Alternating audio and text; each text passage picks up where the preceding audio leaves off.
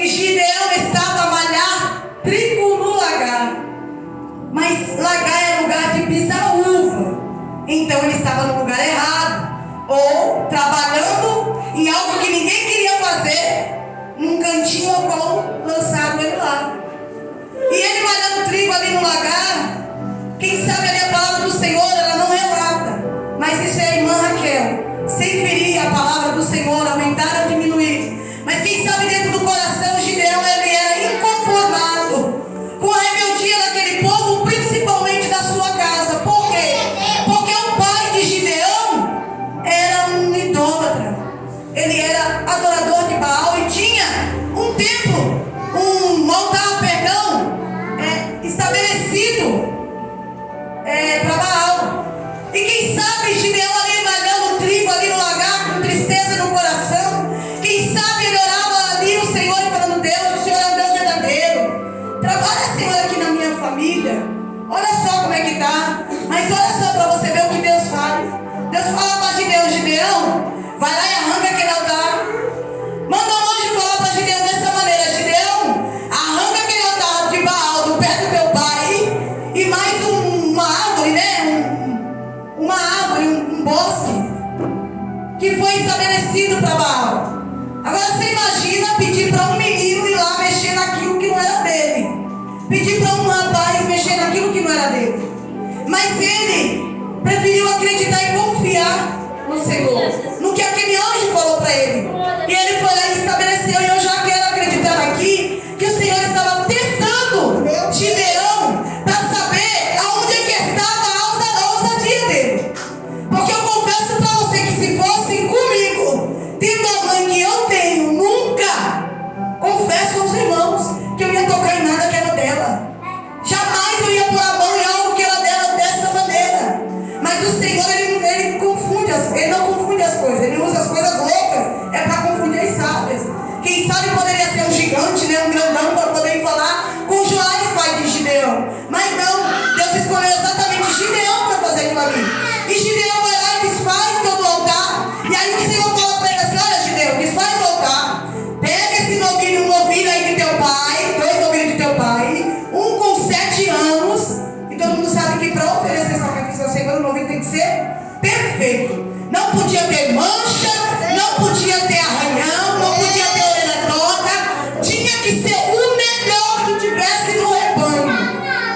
Aí agora você imagina, olha o que o Senhor pede a Gideão. 2 coisas quase que impossíveis. Primeiro, vai lá e desmancha o que não é teu. Agora você vai lá e mexe naquilo que também não é teu, no gado, na ovelha. Vai lá e pega esse novilho e oferece a mim em sacrifício. Você acha que Gideão estava fortão, com o peitão estufado? O medo de Gideão foi tanto. Mas mesmo assim, ele fez. E após ele fazendo isso, o Senhor achou graça na vida de Gideão. Porque aí o Senhor trouxe para Gideão: Gideão, não temas, porque pelas tuas mãos eu vou livrar o meu povo dos midianitas. Ele foi provado para ser aprovado por Deus. E não é diferente nas nossas vidas. Muitas das vezes o Senhor nos pede para fazer coisas que nós olhamos e falamos assim: mas Deus, Raquel, fazer isso, Senhor, quem sou eu? Olha aqui, a minha irmã, ela é mais alta, ela é mais fortinha, ela é mais robusta, Senhor. Mas o Senhor escolheu eu e você para fazer exatamente aquilo que Ele quer fazer. A gente tem, é normal isso. É normal temer. Somos seres humanos, falhos, errantes, mas não limita o poder que o nosso Deus tem. Nos avançando na história, Gideão vai lá e fala: Senhor, você é maior que eu, é por mim que você vai livrar os midianitas, quem sou eu? Mas ele não diz não para o Senhor, mesmo ele temendo. Ele simplesmente faz o quê? Tá, Senhor, é o que o Senhor quer? Aí então o Senhor vai fazer um negócio comigo, me mostra aí como é que o Senhor quer. Se verdadeiramente é o Senhor quem está me escolhendo, me levantando, me separando para ligar esse povo das mãos do midianita, vou colocar um novilho de lá do lado de fora. Se todo o orvalho encharcar um novilho e toda a terra tivesse ousadia para poder olhar para Deus e falar: ó Senhor, faz assim para mim, que daí eu confio, aí eu acredito. Aleluia. Mas Deus foi tão misericordioso com Gideão. Aleluia. Deus foi tão misericordioso com Gideão que concedeu a ele aquilo que ele pediu. Gideão acordou de madrugada, levantou de manhã cedo, abriu a porta, estava lá o governo de lã. Certo? Nem imagina o Gideão pensando: tá certo, né? Eu sou o provo, sou eu. E agora? Agora não tem como correr, né? Pega o nevoeiro de lã, torce, que dá uma taça de água. Quem já viu orvalho encharcar o lã dessa maneira? Para dar uma taça de água, gente, olha uma taça. Isso porque eu já bebi. Era como se Deus estivesse falando para Gideão: Gideão, você não pode, mas o que eu posso fazer contigo é tão grande, Gideão. Olha, toma como exemplo o tanto de água que eu botei nesse novilho de lã. É o que eu tenho para ti, Gideão. Você é pequeno para muitos, mas eu achei graça no teu coração, a tua ousadia, a tua coragem. Para mim você é grande, Gideão. Você é útil para mim. Mas Gideão, temendo, porque coisa terrível é colocar as mãos nas coisas do Senhor, ou falar sem ter certeza daquilo que está falando. Coisa difícil é fazer a obra do Senhor, irmãos. Às vezes as pessoas olham para outras pessoas pregando e falam assim: eu quero ser assim. Se soubesse o medo que a gente tem, porque a gente sabe que de toda palavra que sai dos nossos lados, todas elas nós vamos dar conta. Todas elas sendo ela dentro da palavra de Deus. Se nós sairmos fora do que está escrito aqui, grande é o preço que nós pagamos. Então vamos voltar para a história. Aí ele fala: Deus, agora vamos. Senhor, eu preciso de uma segunda confirmação, porque assim, não se acenda diante de mim a tua ira, não, Senhor. Eu sei, eu não estou duvidando do Senhor, não, mas é um medo que é grande demais. Sabe, Senhor, eu tenho muito medo. Então vamos fazer assim, né? Não vamos fazer o contrário. Se todo mundo vai molhar toda a terra e o governo vai ficar seco, eu vou saber que o Senhor está falando comigo. Eu vou saber que o Senhor verdadeiramente vai me dar aquele povo. Irmãos, eu estou falando de um jovem, de um rapaz, de um homem que está indo contra uma nação. Tem noção do que é isso? É a mesma coisa de pegar uma Raquel e jogar lá na Coreia do Norte, um lugar onde não pode se nem respirar pensando em Jesus Cristo. Se eles tivessem o poder de ler teus pensamentos e passasse a palavra Jesus na sua mente, você é queimado vivo em praça pública. Aleluia, Deus. Aí Deus pega um pequeno, fala: tá, Gideão, eu entendo o teu medo, porque tu é falho, tu é ser humano. Eu entendo, vou fazer como tu queres. Vai lá e de novo confirma. Agora vamos chegar aonde nós lemos. Meu Deus. A palavra relata que Gideão, tendo essa confirmação do Senhor, ele se levanta, se coloca de pé, fala: tá certo, Deus, se foi eu que o Senhor escolheu, vai à minha frente e mostra-me o caminho que eu tenho que seguir. E sendo dessa maneira, o Senhor fala para ele: Gideão, há muitos homens ainda a teu favor aqui neste lugar. Há muitas pessoas ainda, Gideão. Então faça assim, Gideão: aqueles que você vê, manda beber água. Olha, irmão, se eu confundir, vocês me perdoam, viu? Mas aqueles que abaixarem para pegar água com a mão, com uma canequinha, ou que procurar alguma coisa, esses você deixa de lado. Eu vou me atentar logo aonde a gente lê. Mas aqueles que lamberem a água, se abaixando com cautela. Cautela é uma palavra tão forte. Cautela é abaixar, mas ter cuidado de olhar o que está acontecendo ao nosso redor. Porque quando a gente abaixa totalmente disperso, você está sujeito a tudo que vem. E o Senhor fala para Gideão: Gideão, aqueles que abaixarem, aqueles que lamberem a água, levando a mão à boca, e aqueles que abaixar de joelhos e beber as águas, esse você leva para você. E isso deu um número de 300 homens. E aí você fica perguntando: meu Senhor, mas tinha tanta gente, né? Por que o Senhor escolheu só 300? Irmãos, olha que interessante. Mais à frente, a palavra do Senhor relata que depois que Gideão teve a confirmação que estava com aqueles homens, o Senhor ordena Gideão pegar um moço, um único moço, e fala: Gideão, vai lá dar uma espiadinha lá na terra dos inimigos e vai lá dar uma olhada. Mesmo Gideão com medo, ele vai. Só que ao chegar, Gideão escuta de longe que E um deles contava para o outro um sonho. E esse sonho falava de um pão de cevada. Não, cevada é uma coisa tão ruim. Quem aqui já tomou cevada sabe. Mas o pão de cevada deve ser algo muito horrível. E para aquele tempo, naquela época, era algo sem valor. Era como que, vamos dizer, vou dar um exemplo aqui. O arroz mais caro é o prato fino, né? É o prato fino que é o arroz mais caro. E o arroz mais barato, eu acho que é aquele no bulho lá, vamos colocar assim.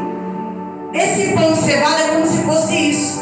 Era um pão meio que resto do resto sobra, né? Sobra talvez da matéria para fazer um pão bom, que aí fazer esse pão de cevada. E a minha Bíblia ela tem uma explicação. E o interessante é que esse pão simboliza algo rejeitado. E você vai lá atrás e vai ver que Gideão está sozinho mandando trigo no lagar. Ou seja, também sozinho, rejeitado, né? Quem sabe onde é que estavam os outros? E não é diferente nos nossos dias. E aí o Senhor fala para Gideão, Gideão escuta o sonho. E aí ele tem a certeza de que Deus deu aquele povo nas mãos dele. E ao se levantar para guerrear, Gideão teve nem esforço. A palavra que todo mundo conhece como é que Gideão venceu. Bastou fazer barulho. Bastou ele é buzina, né, pastora? Não me foge as palavras, gente. Bastou fazer barulho. E aquele povo fugiu. E eu não estou confundindo a história não, viu, gente? Josafá também foi parecido. Aquele povo fugiu e Deus livrou aquele povo através de Gideão. Mas o que você quer me dizer com isso, irmã Raquel? Simplesmente te dizer o seguinte: a gente até pode ser pequeno, a gente até pode se sentir pequeno. Ninguém precisa dar nada por você, nem por mim, nem por ninguém. Quem dá é o Senhor. A gente olha pra gente. Eu vou falar de mim, eu vou usar minha vida como exemplo. Às vezes a gente eu estou lá em casa e olho para mim e falo: Deus, eu vejo tantos homens e mulheres aí, Senhor, grandes, empoderados, como né, os pregadores gostam de falar. Pessoas tão influentes, Senhor, que com certeza onde pisar a planta dos pés, meu Deus, uma grande nação. Para ouvir. Quem somos nós, Senhor? Quem somos nós para fazer tal coisa para o Senhor? Para ir atrás daqueles que precisam. Quem somos nós? E o Senhor veio com essa palavra falando assim: não precisa você ser alguma coisa, porque Gideão também não era nada. Meu Deus, Gideão não era nada, mas por ele foi quem Deus livrou. Se Deus quisesse dar para outra pessoa, ele tinha dado, mas ele escolheu você. Fui eu e você. E às vezes a gente fica lutando com as nossas próprias mãos. Às vezes a bênção está na nossa mão. Eu estava conversando com a irmã falando que a bênção está na nossa mão. E nós mesmos é que ficamos segurando ela. Sendo que é para a gente olhar e usufruir dela. A gente fica apertando, segurando ela e nem vai, nem volta. E foi dessa maneira. Já pensou se Gideão tivesse simplesmente falado assim: ah, não, isso é coisa da minha cabeça. Deus, quem sou eu? Imagina eu vou tocar nas coisas do meu pai. Imagina, você sabe quem é meu pai, rapaz? Quem aqui tem pai rígido, ou já teve mãe rígida, sabe? Nós mesmos que somos pais e mães, pergunta se o filho nosso quer tocar em algo que é nosso. Não quer. Eles temem. Toca às vezes de teimoso, mas que teme. Toca sabendo que pode ser que seja castigado. E não é diferente nas nossas vidas. Se o Senhor te mandar fazer, faça. Se o Senhor te mandar falar, fale. Assim como já foi falado nessa noite. Porque por Gideão, grande foi a bênção que o Senhor entregou. Aquele povo foi livre. Aquela terra foi livre. Porque imagina você morar num lugar e chegar outra pessoa e simplesmente empurrar para lá. A senhora está sentada aqui nessa cadeira e eu sempre para lá e empurro ela para lá, quase que joga ela no chão e sento no lugar dela. É forte para ela. É dessa maneira que acontecia naquela época. O povo estava quieto lá trabalhando. Estava eles lá lavrando, plantando. Mas quando chegava na época da colheita, era outros que vinham colher. Imagina o que é você passar meses plantando, arando a terra, sofrendo. Quem é da roça sabe o trabalho que dá.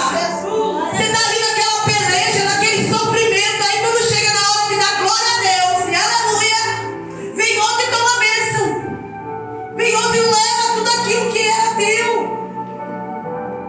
Senhor, ele se cansou de ver o povo sofrendo daquele jeito.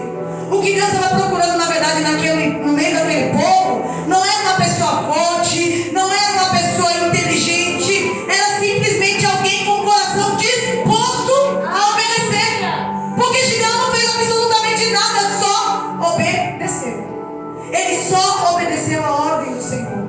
Tanto no que Deus pediu para fazer com o altar. E olha, irmãos, difícil coisa é mexer, porque tudo na vida tem consequência. E na vida de Gideão não foi diferente. Aquele povo, quando ali idólatra, quando ficou sabendo que Gideão tinha bagunçado o altar, derrubado o altar de Baal, pediu foi que lançasse ele fora. E mesmo assim é com a gente. Muitas das vezes a gente quer falar de Jesus para alguém. Muitas das vezes a gente quer pregar a palavra, a gente quer orar pela pessoa. E muitas das vezes a pessoa pode dizer, vai daqui, você fala demais. Eu falo porque eu passo isso. Eu tenho uma tia que ela é terrível. Me ajude em oração, mas eu creio no poder da oração. E eu creio no poder da palavra. A palavra do Senhor fala que Apolo plantou, Paulo plantou, Apolo regou, mas Cristo dá o crescimento. Então a cada vez que eu tento falar de Jesus para ela, se ela pudesse, ela enfiava a mão pelo celular e botava na minha garganta. Mas eu não posso desistir. Então você também não pode desistir de maneira alguma de pregar para o teu esposo, para o teu filho, de pregar para tua mãe, para o teu pai. Não podemos desistir de maneira alguma, porque a salvação ela não é só nossa. Não é porque nós já estamos aqui que está tudo certo e tudo garantido, não. A salvação é para todos. Só que para que ela aconteça na vida de outros, depende de mim, depende da pastora, depende de vocês que estão sentados aí no banco. Porque cada vez que nós colocamos o coração diante de Deus, disposto a obedecer e a falar, Senhor, o Senhor quer que eu vou? Eu tenho medo, eu não sei fazer, mas eu vou fazer o que o Senhor quer. Ele nos honra. E a honra e a glória é dele. Mas mesmo assim ele nos honra. Ele nos ajuda. E como o Senhor tem me abençoado e tem me honrado, irmãos. Quantas vezes eu com medo eu olho e falo, Senhor, só o Senhor conhece a aflição da minha alma. Só o Senhor conhece o intento do meu coração. Muitos me veem sorrindo, mas só o Senhor me conhece de verdade. E não é diferente. Cada um aqui sabe a peleja que enfrenta à noite, quando vai dormir, quando coloca a cabeça no travesseiro e ninguém está olhando. E na vida de Gideão eu tenho certeza que não era diferente. Glória a Deus. Como eu disse, naquela época ser o menor da casa era como que ser um esquecido. Era como que ser um inválido, que não servia para nada. Mas deixa eu te falar uma coisa. É exatamente você que possa ser o menor da tua casa, que muitos digam que você é inválido, que você não pode, que você não tem, que você não é. É a tua vida que Jesus quer usar. É a tua vida que Jesus quer levantar cada dia mais e mostrar para você que você é pequeno, mas Ele é grande. Depende de cada um de nós abrir o coração e falar, Deus, hoje mais uma vez eu te peço essa oportunidade. Eu sou pequena na tua presença, mas o Senhor é grande. Ele sabe o que tem para cada um de nós. Para cada um, ninguém foi chamado para a presença do Senhor para ficar sentado na cadeira. Uma irmã me fez uma pergunta muito interessante. Ela perguntou exatamente assim para mim: nega, é possível Deus ter chamado alguém só para adorar, assim, só para ficar sentado lá, sem precisar fazer nada? Eu falei, minha irmã, eu, Raquel, não acredito nisso, porque eu não vi ninguém na Bíblia só sentado adorando. Todos eles adoraram o Senhor, porque a palavra do Senhor diz que se nós não adorarmos e não clamarmos, as pedras clamarão. Então eu entendo o seguinte, que Deus nos levanta para fazer aquilo que pedra não pode fazer. E não é só adorar, porque se as pedras adoram e clamam, a única coisa que eu sei que pedra não dá para fazer, porque Trabalhar para o Senhor, pedra, não dá para trabalhar. Então, todos nós fomos chamados para alguma coisa. Ninguém foi chamado para esquentar a cadeira. Ninguém foi chamado para ficar aí só ouvindo. O que depende do Senhor, Ele está disposto a fazer. Ele já está lá, na verdade, Ele já sabe até o fim da tua vida. Ele sabe onde Ele quer te levar. Ele já tem estabelecido, assim como para Elias, quem vai cuidar de você na viagem, quem vai trazer de volta. Ele já tem estabelecido quem vai te alimentar, quem vai te vestir. Ele já tem separado.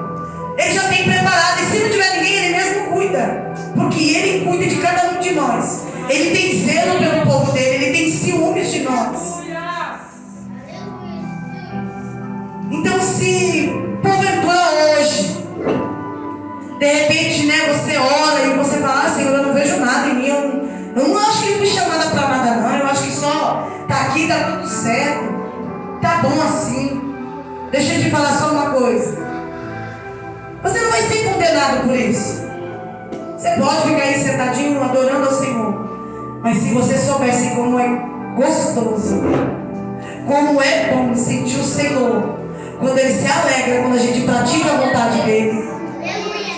Quem aqui fez sabe como é gostoso quando Ele se agrada daquilo que a gente faz. Todas as coisas que nós vamos fazer, temos que ser prudentes como Gideão, pedindo para o Senhor: Senhor, é isso mesmo que o Senhor quer? Irmãos, esse homem ele foi muito sábio. Mesmo sendo o próprio Deus mandando ele pediu para que Deus mostrasse para ele de duas formas diferentes e impossíveis de acontecer, porque o orvalho não vai cair em toda uma terra e deixar uma única coisa que está lá no meio da terra seca. Não vai criar uma capa de proteção. Também o orvalho não vai encharcar só uma ovelha de lã e deixar toda a terra seca. O impossível está nas mãos de Deus, Ele faz. Só que o possível está na minha mão e na tua mão. E somos eu e você que temos que fazer. Então que nós venhamos tomar como exemplo a vida desse homem. Porque mesmo ele lá, malhando trigo no lagar, foi um grande homem de Deus. Usado por Deus para libertar aquele povo. Então, não seja diferente na tua vida e nem na minha. Nós não temos nada mesmo não. Ninguém tem. Nem a pastora tem, vocês querem saber. A palavra do Senhor diz assim: e vós não tendes nada, a não ser aquilo que do céu vos é dado. Sabe o que quer dizer isso? É que quando ela acorda de manhã, ela é só a Melly, que acabou de acordar. E que se Jesus não tiver misericórdia, se Jesus não tiver misericórdia, ela chega no final do dia destruída, sem nada. Agora, durante o dia, ela acorda. Aí ela: Senhor, muito obrigada por mais este dia. Me mantenha na tua presença, meu Senhor. Me livra das mãos do adversário. Me livra das setas do adversário. Aí ela vai levando o dia com pensamentos. E é difícil, porque assim como todas nós, ela tem filhos. Aí você imagina, é um adolescente, é outro que adolescente, que não tem idade de adolescente, mas o pensamento é de adolescente. Aí ela tem um bebê. Pensa a luta que é. E 3 intrusos, ela diz. Jesus é forte. Então, Jesus tem uma graça sobre a vida dela. Então, pensa como é difícil. Agora pensa como é difícil vencer um dia com tudo isso. Não é diferente na minha vida, na dela, de todos nós. Mas o Senhor está trazendo aqui através dessa palavra. Obrigado, Jesus. Não é fácil. É gratificante. O possível você faz. E o impossível pode deixar que ele se encarregue. É só isso que você tem que se preocupar. Agora de manhã diga: Deus, estou aqui de pé porque o Senhor me levantou, né? Foi o Senhor que me acordou. Então, Senhor, qual é o possível que o Senhor quer de mim hoje? Qual é o possível que o Senhor deseja de mim hoje? Porque o possível, Senhor, eu vou fazer. Me ajuda a vencer esse dia. E o impossível, Senhor, eu te peço. Sustenta-me debaixo das tuas asas e faça o impossível por mim, Pai. É dessa maneira que nós temos que ser. Porque se você acordar